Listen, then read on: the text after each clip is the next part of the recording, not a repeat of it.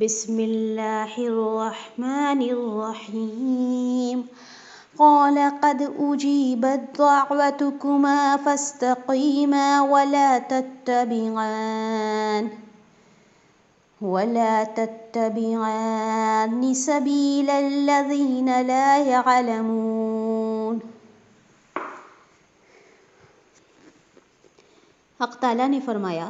کہ تم دونوں کی دعا قبول کر لی گئی، سو تم ثابت قدم رہو اور ان لوگوں کی راہ پر نہ چلنا جن کو علم ہی نہیں۔ اس کا مطلب تو یہ ہے کہ اپنی بد دعا پر قائم رہنا، چاہے اس کے ظہور میں تاخیر ہو جائے، کیونکہ تمہاری دعا تو یقیناً قبول کر لی گئی، لیکن ہم اسے عملی جامہ کب پہنائیں گے، یہ خالص ہماری مشیت و حکمت پر موقوف ہے۔ چنانچہ بعض مفسرین نے بیان کیا ہے کہ اس بد دعا کے 40 سال بعد فرعون اور اس کی قوم ہلاک کی گئی، اور بد دعا کے مطابق فرعون جب ڈوبنے لگا تو اس وقت اس نے ایمان لانے کا اعلان کیا، جس کا اسے کوئی فائدہ نہیں ہوا۔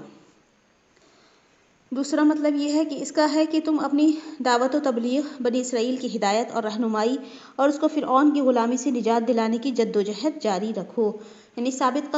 قدم رہو، یعنی کہ جو تم ایمان پر جد و جہد پر قائم ہو اس طرح سے قائم رہو،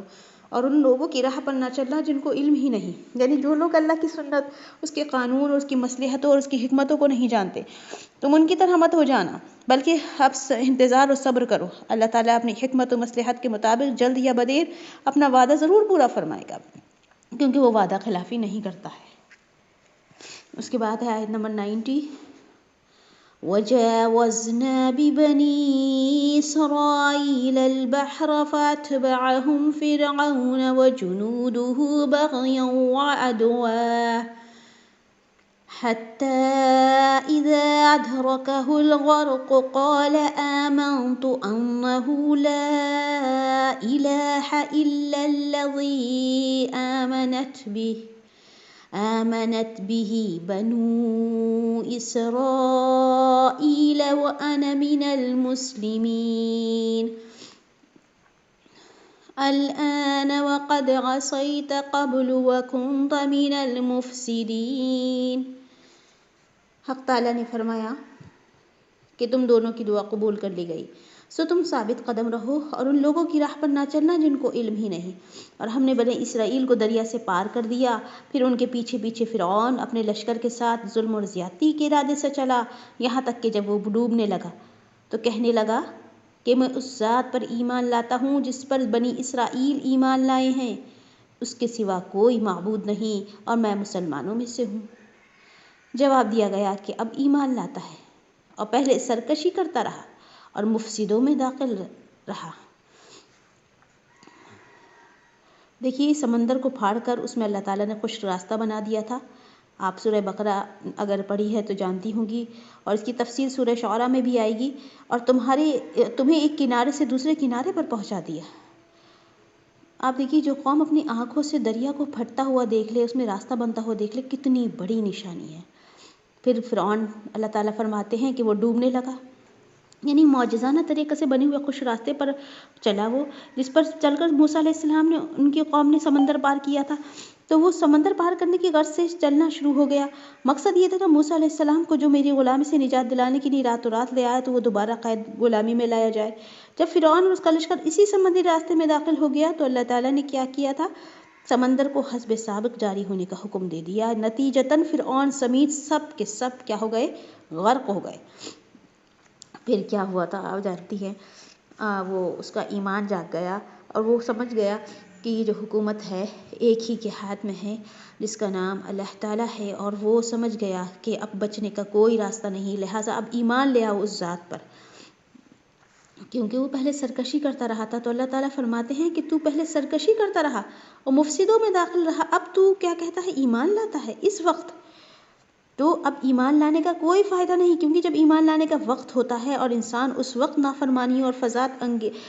انگیزیوں میں مبتلا رہے تو کوئی فائدہ نہیں۔ تو فرعون نے یہی کیا کہ وہ اپنے وقت میں جب اسے عمل کرنا تھا تو وہ نافرمانیوں اور فساد انگیزیوں میں رہا تھا۔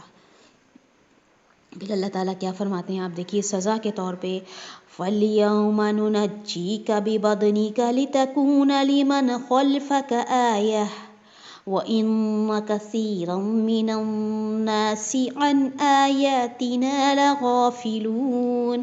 سو آج ہم صرف تیری لاش کو نجات دیں گے تاکہ تو ان لوگوں کے لیے نشان عبرت ہو جو تیرے بعد ہیں، اور حقیقت یہ ہے کہ بہت سے آدمی ہماری نشانیوں سے غافل ہیں۔ تو کیا ہے، جب فرعون غرق ہو گیا تو اس کی موت کا بہت سے لوگوں کو یقین نہیں آتا تھا۔ اللہ تعالیٰ نے سمندر کو حکم دیا کہ اس کی لاش کو باہر خشکی پر پھینک دیا، جس کا مشاہدہ پر سب نے کیا۔ مشہور ہے کہ آج بھی یہ لاش مصر کے عجائب خانے میں محفوظ ہے۔ واللہ عالم بالصواب۔ تو آپ لوگ ضرور دیکھیں، وہ میوزیم میں رکھی ہوئی ہے آج بھی، لوگوں کے لیے نشانی ہے، اور وہ جو ہے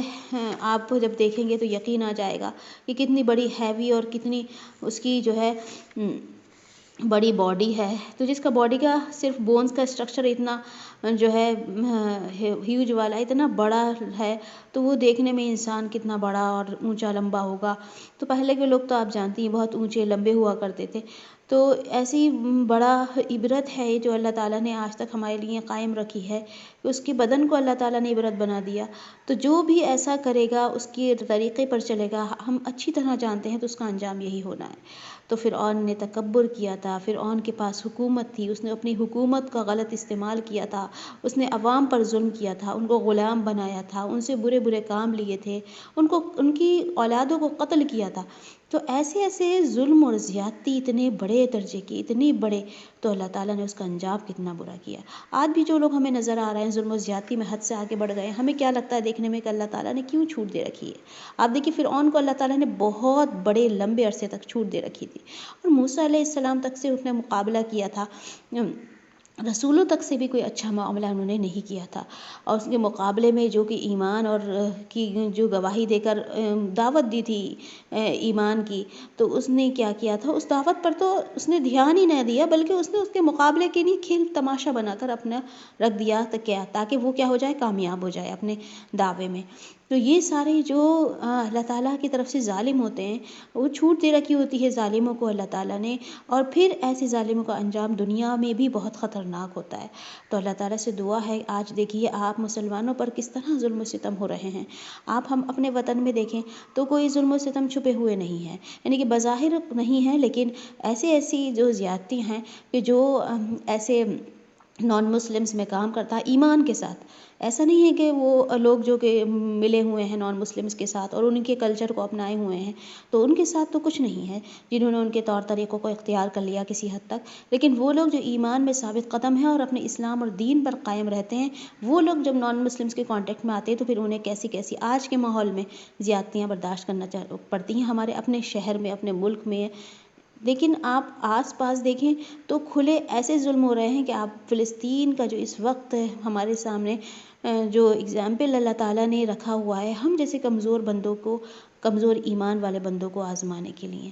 آپ دیکھیے وہ تو ایمان میں ثابت قدم ہیں اور اپنی شہادتیں دے رہے ہیں، اپنے بچوں کو پیش کر رہے ہیں، اور انہوں نے تو واقعی ثابت کر دیا کہ وہ ایمان والے ہیں۔ انہوں نے ایک مسجد کو نہیں بچانے کی کوشش کی، بلکہ اللہ تعالیٰ کے حکم اور اللہ تعالیٰ کی اس جو ہے پاک جگہ سے محبت کا جو ہے انہوں نے ثبوت دے دیا، اور ان کے ایمان ہیں، اور آج بھی ان کے ہاتھوں میں اس حالت میں قرآن ہے، آپ دیکھیے تو۔ لیکن ہم جیسے ایمان والے کہ جو ذرا سا اپنے گھریلو زندگی میں بھی، اپنے گھریلو طور پر بھی ذرا سی مشکل برداشت نہیں کرتے ہیں، ہمارے لیے سخت امتحان ہے۔ اللہ تعالیٰ ہمیں معاف فرمائے، اللہ تعالیٰ ہمارے فلسطینی بھائی بہنوں پر ایسا رحم فرمائے، ان کی ایسی غیب سے مدد فرمائے، اللہ تعالیٰ ان کو کامیاب کر دے، اللہ تعالیٰ ان کو غلبہ عطا فرمائے دشمنوں پر، اللہ تعالیٰ دشمنوں کو نیست و نابود کر دے، اللہ تعالیٰ جو ان کے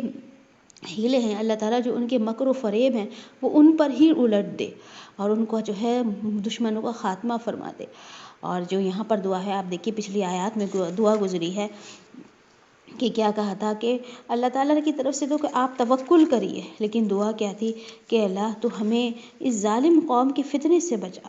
اور اپنی رحمت سے ان کافر لوگوں سے نجات دے، وَنَجِّنَا بِرَحْمَتِكَ مِنَ الْقَوْمِ الْكَافِرِينَ۔ تو یہ دعا کثرت سے پڑھیں، خاص کر اپنے فلسطینی بہن بھائیوں کے لیے رو رو کر دعائیں کریں کہ اس وقت